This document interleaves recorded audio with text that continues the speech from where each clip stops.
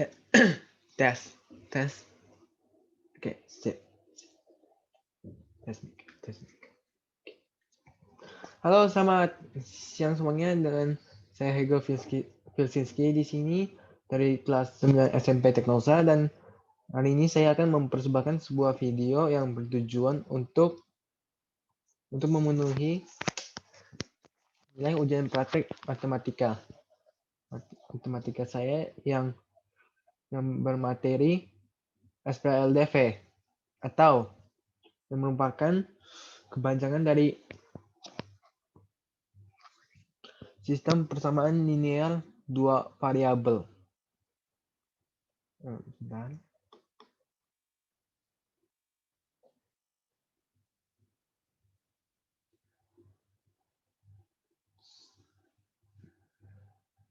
Oke, tahukah kalian di dalam ilmu matematika ada yang namanya SPLDV, atau yang kesembilannya kesingkat kepanjangan dari sistem persamaan linear dua variabel. Tapi SPLDV itu apa?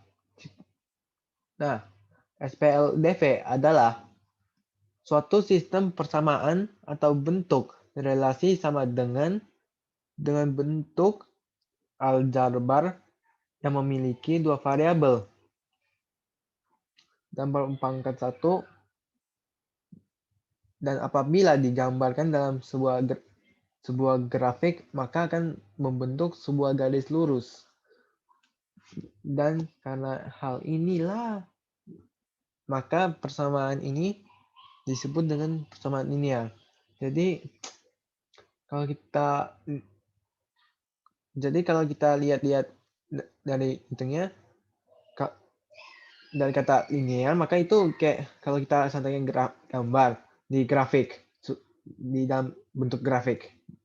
Nah, itu bakalan bikin garis lurus. Nah, oleh karena itu ada dibilangnya linear, dan dua variabel itu karena ada dua variabel. Oke, sebentar.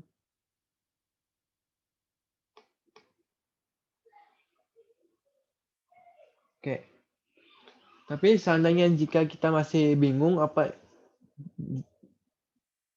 sebentar.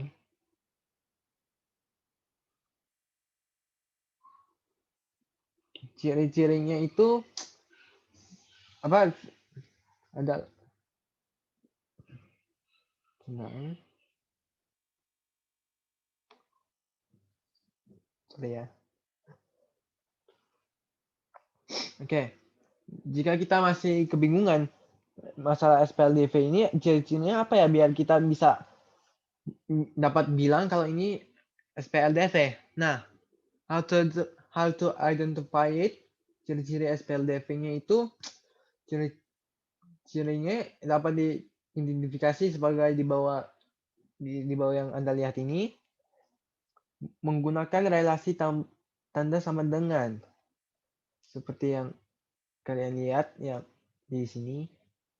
Kemudian ciri-ciri kedua yaitu memiliki kedua variabel.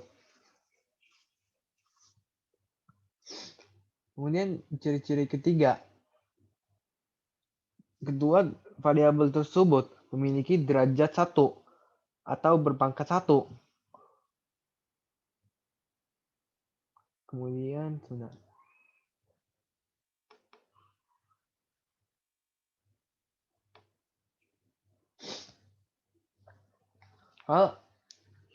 kalau masalah hal apa aja yang bisa dikaitkan dengan SPLDV atau sistem persamaan linear dua variabel ini, hal-hal yang dapat dikaitkan dengan SPLDV, sistem persamaan linear dua variabel, itu adalah sebagai berikut.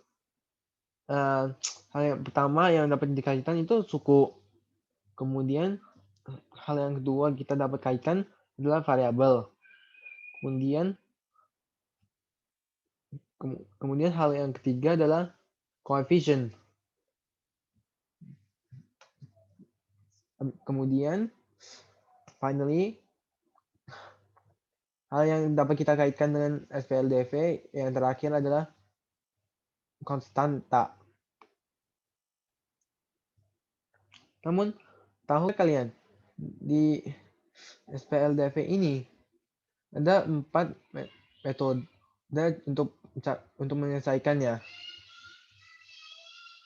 Yaitu ada 4 metode.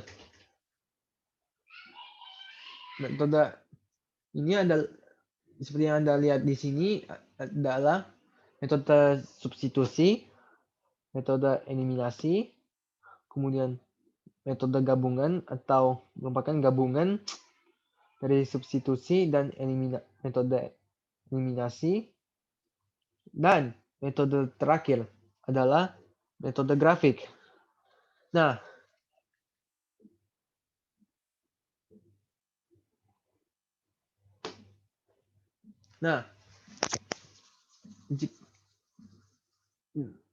saya akan membahas satu persatu dengan rinci dan sepengetahuan saya mengenai metode-metode ini, sehingga kita semua dapat mengerti. Metode eliminasi. Metode eliminasi sesuai dengan namanya sendiri dari kata eliminasi tersebut adalah sebuah metode atau cara untuk menyelesaikan sistem persamaan linear dua variabel dengan cara mengeliminasi atau menghilangkan satu berubah atau variabel dengan menyamakan koefisien dari persamaan tersebut.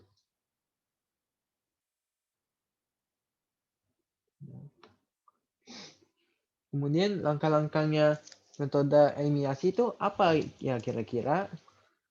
Nah,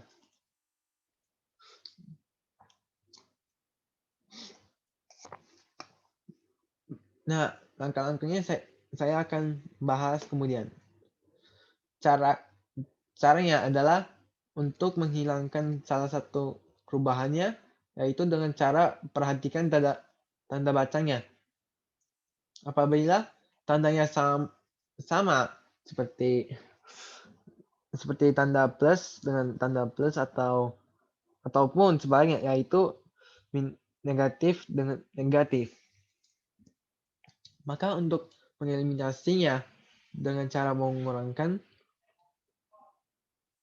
dan sebaliknya apabila tandanya berbeda maka gunakanlah sistem penjumlahan.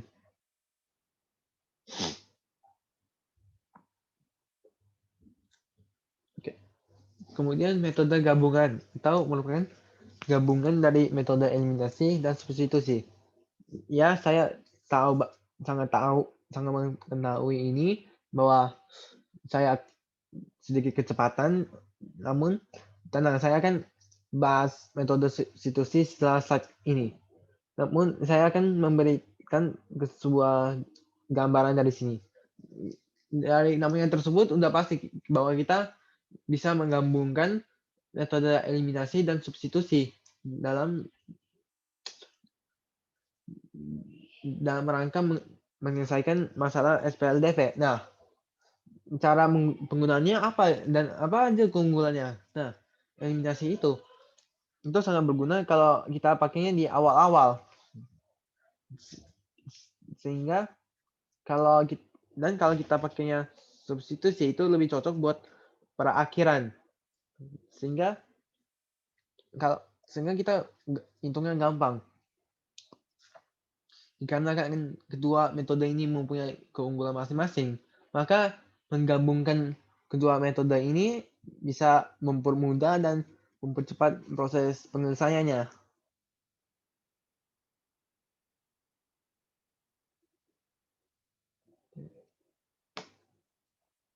Oke, kemudian inilah yang saya akan bahas mengenai metode substitusi.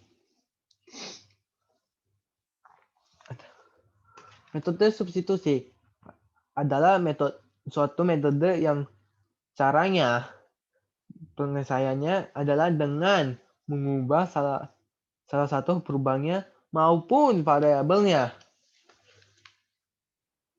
Kemudian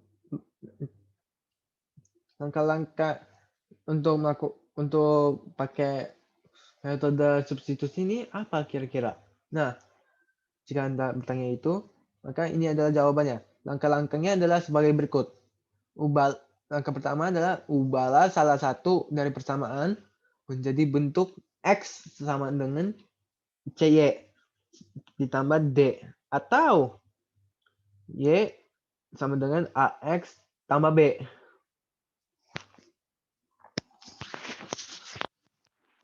Kemudian ada sedikit catatan di sini. Kalau A, B, C, dan C adalah nilai yang ada pada persamaan. Kemudian catatan yang kedua adalah triknya. Kalian harus mencari dari dua persamaan. Carilah salah satu persamaan yang termudah. Kemudian langkah kedua adalah setelah mendapatkan persamaannya, substitusikan nilai X atau Y. Kemudian langkah ketiga ialah selesaikan persamaan sehingga mendapatkan nilai X ataupun Y. Kemudian langkah keempat dan terakhir, dapatkan nilai variabel yang belum diketahui dengan hasil langkah sebelumnya. Kemudian metode grafik. Sedikit pemberitahuan masalah metode grafik ini. Metode grafik ini jarang dipakai untuk penyelesaian soal secara kertas, karena ini lebih sering digunakan untuk software dan aplikasi yang berkaitan dengan hitung-hitungan seperti Microsoft Excel, salah satu contohnya. Dan maka oleh karena itu kita mungkin tidak akan menggunakan metode ini kecuali jika kita menggunakan komputer. Oke. Langkah-langkah penggunaan metode grafik adalah sebagai berikut. Langkah pertama ialah tentukan nilai koordinat titik potong masing-masing persamaan terhadap sumbu X dan juga sumbu Y. Dan kemudian berikutnya adalah gambarkan grafik dari masing-masing persamaan pada sebuah bidang kartesius. Sehingga pada menggunakan metode grafik ini sangat membutuhkan dan mengandalkan bidang kartesius. Kemudian langkah kedua dari metode grafik ini adalah seperti yang Anda lihat di sini. Jika kedua garis pada grafik perpotongan pada satu titik, maka himpunan penyelesaiannya memiliki satu anggota. Jika kedua garis sejajar, maka himpunan penyelesaiannya tidak memiliki anggota. Maka dapat dikatakan himpunan penyelesaiannya ialah himpunan kosong dan dapat ditulis yang seperti Anda lihat ini seperti 0 yang dicoret samping yang melambangkan tidak punya nilai, atau bisa dibilang dalam kasus ini himpunan kosong. Jika kedua garis saling berhimpit, maka himpunan penyelesaiannya mempunyai anggota yang tak terhingga, sehingga dari katanya tersendiri tak terhingga, ya kita mungkin menyampai jutaan jika seandainya kedua garis ini berhimpitan. Oke, sekian dari itu saja dari saya. Saya mohon maaf 1000 kata jika ada kesalahan, dan saya dengan sepenuhnya sadar bahwa karya yang saya persembahkan ini ialah jauh dari kata sempurna. Maka oleh karena itu, kritik dan saran sangat dibutuhkan agar saya dapat bertumbuh.